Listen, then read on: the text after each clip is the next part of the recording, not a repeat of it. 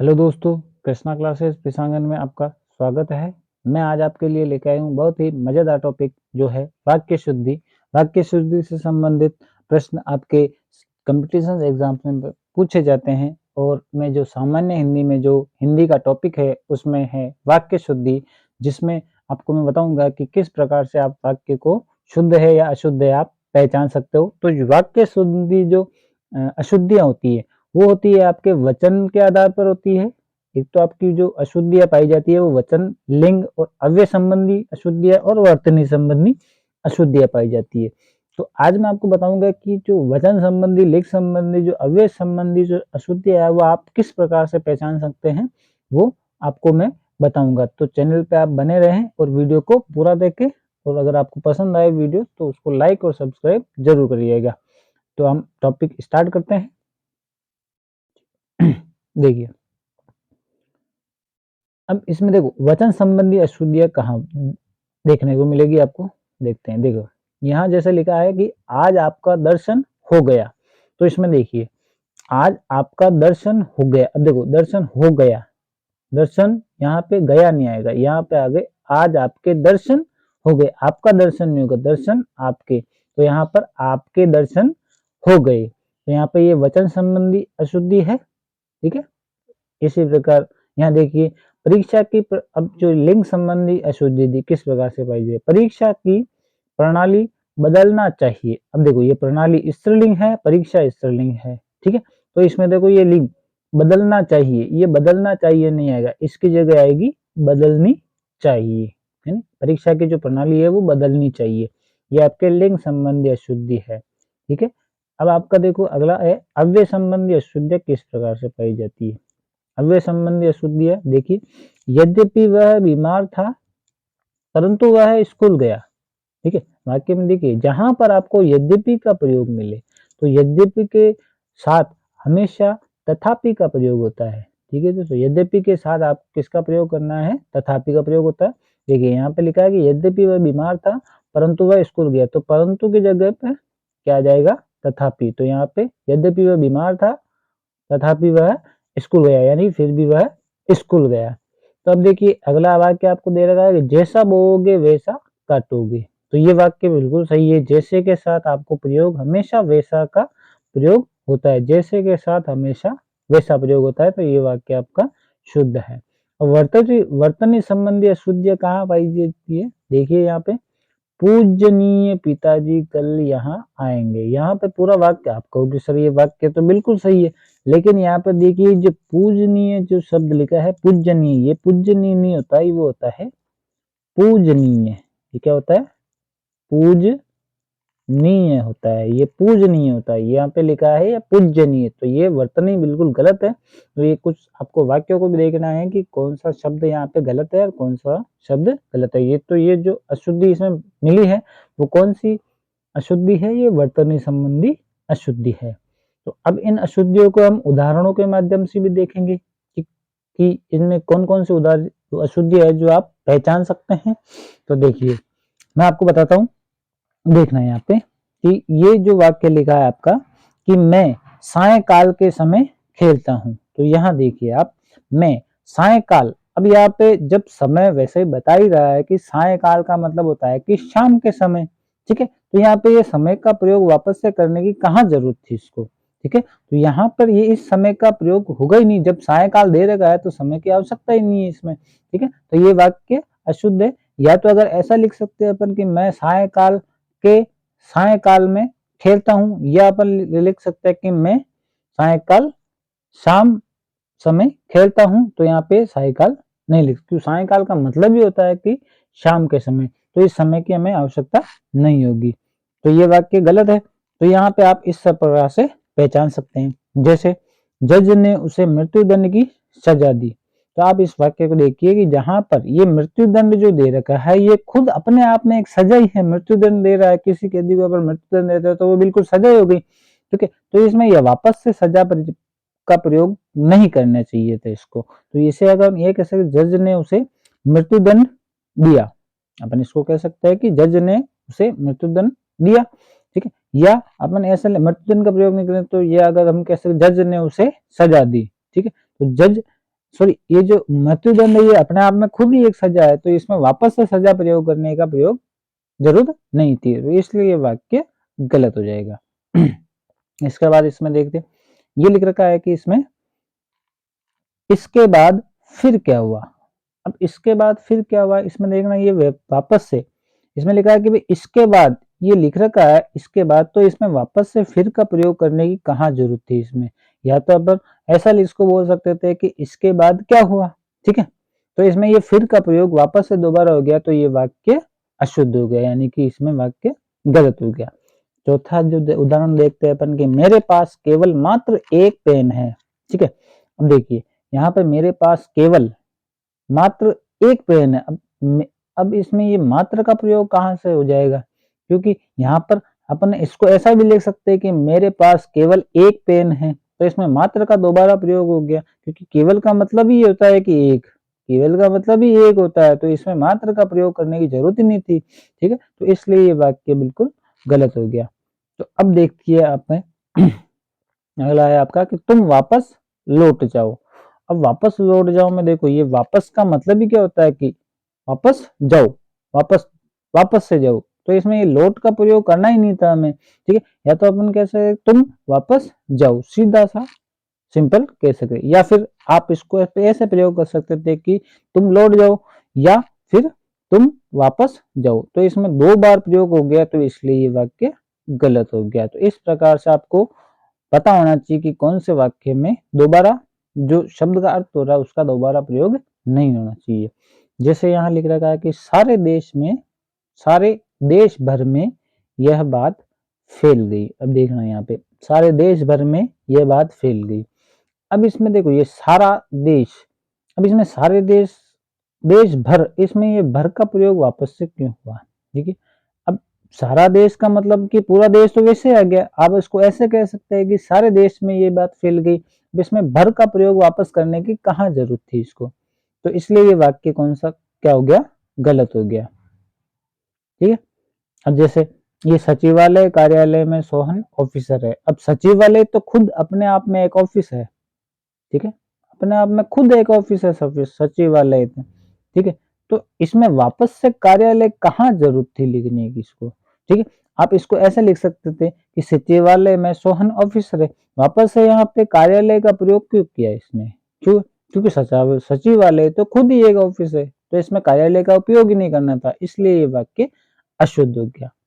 तो यहाँ पे अपन अगला देखते हैं, हिमालय पर्वत हरा भरा रहता है। अब हिमालय पर्वत, क्योंकि अब यहाँ देखना कि ये हिमालय खुद एक पर्वत है, तो यहाँ पे वापस से दोबारा पर्वत लिखने की कहाँ जरूरत थी, ठीक है। तो इसलिए ये वाक्य गलत हो गया। तो यहाँ पे देखिए पर्वत वापस से नहीं लिखना, क्योंकि हिमालय, अगर आप ये असल हिमालय हरा भरा रहता है तो खुद ही एक हिमालय पर्वत ही है, ठीक है। तो वापस से पर्वत लिखने की आपको जरूरत नहीं थी, तो इसलिए ये वाक्य गलत हो जाता है और अशुद्ध हो जाता है।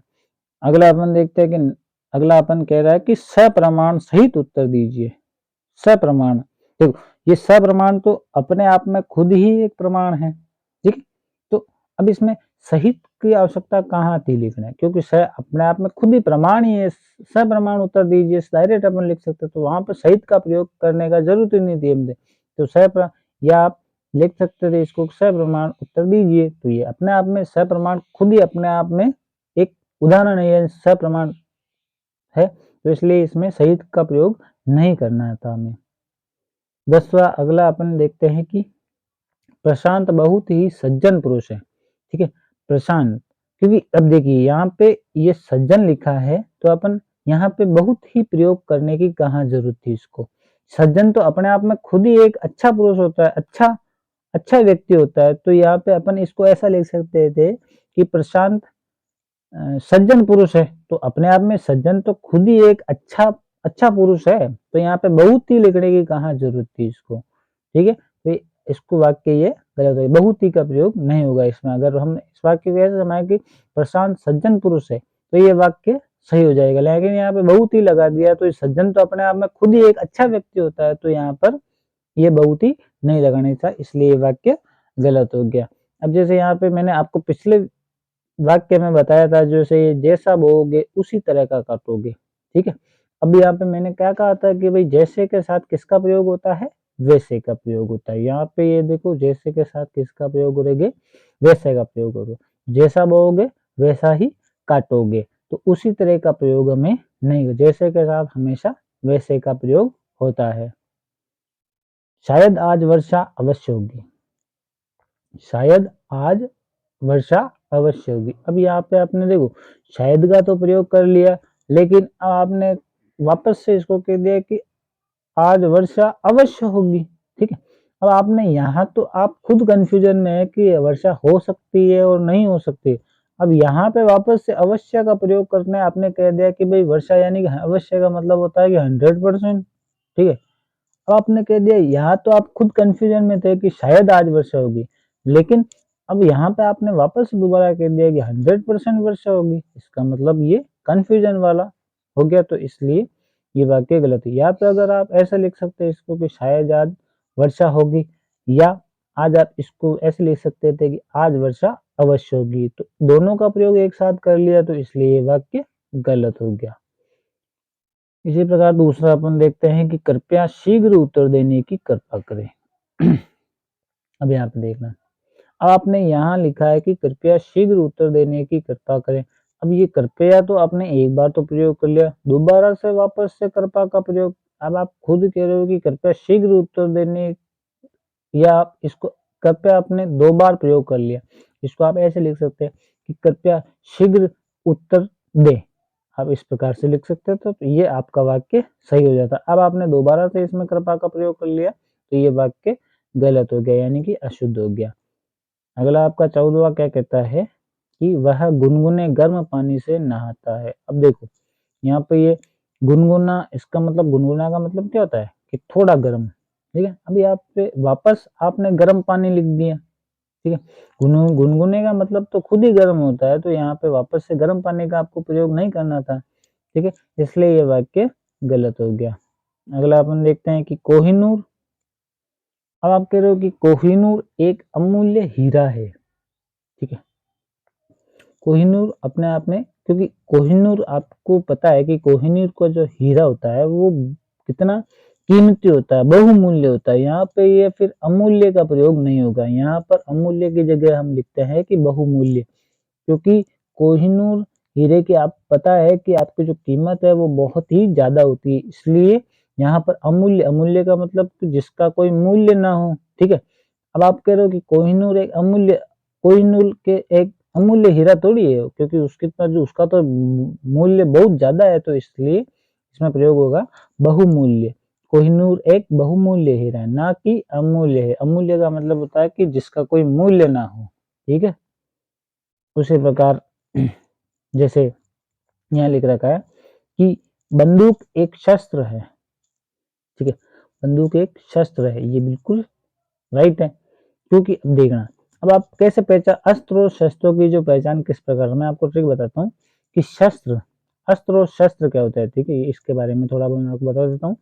शस्त्र जो हाथ में पकड़ करके चले जाते हैं, चलाए जाते हैं, सॉरी यहाँ पे चले जाते लिख दिया मैंने, तो इसकी जगह होगा कि जो हाथ में पकड़ करके चलाए जाते हैं वो शस्त्र कहलाते हैं, और जो फेंक करके चलाए जाते हैं वो अस्त्र कहलाते हैं।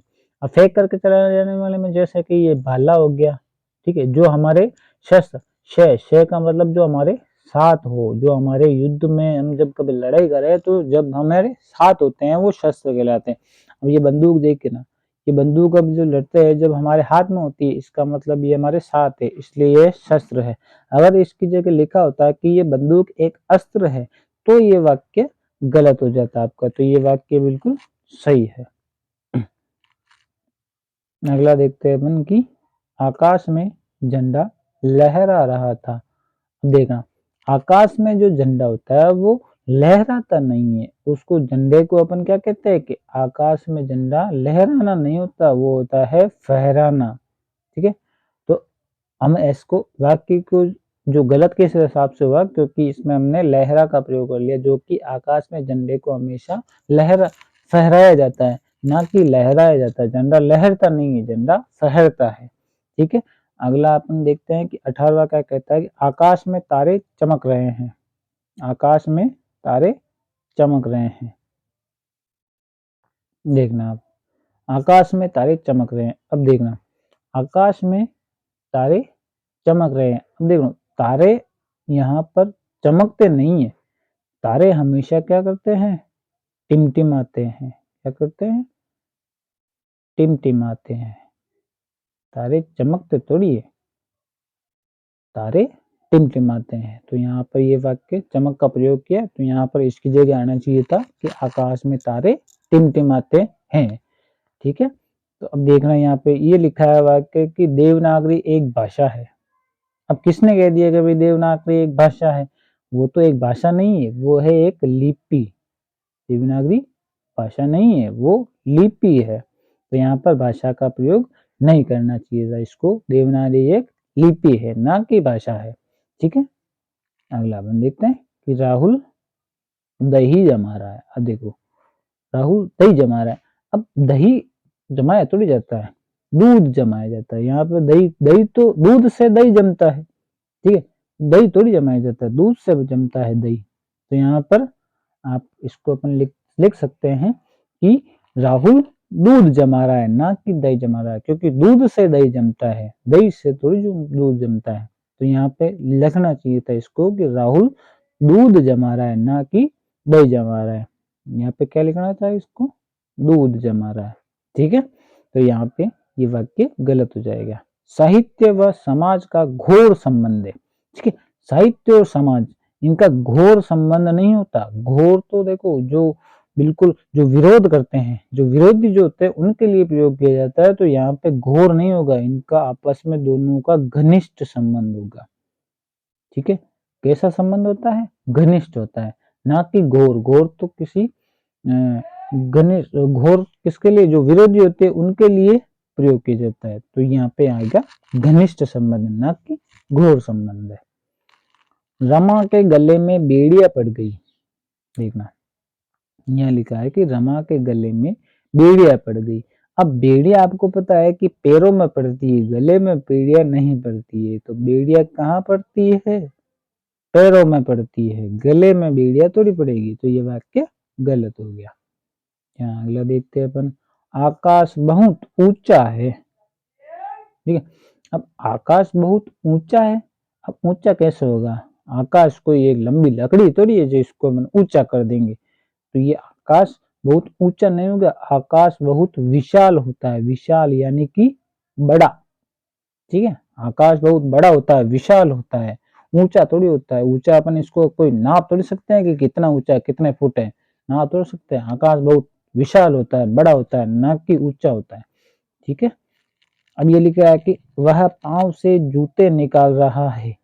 ध्यान देखना, यह वह पांव से जूते निकाल रहा था।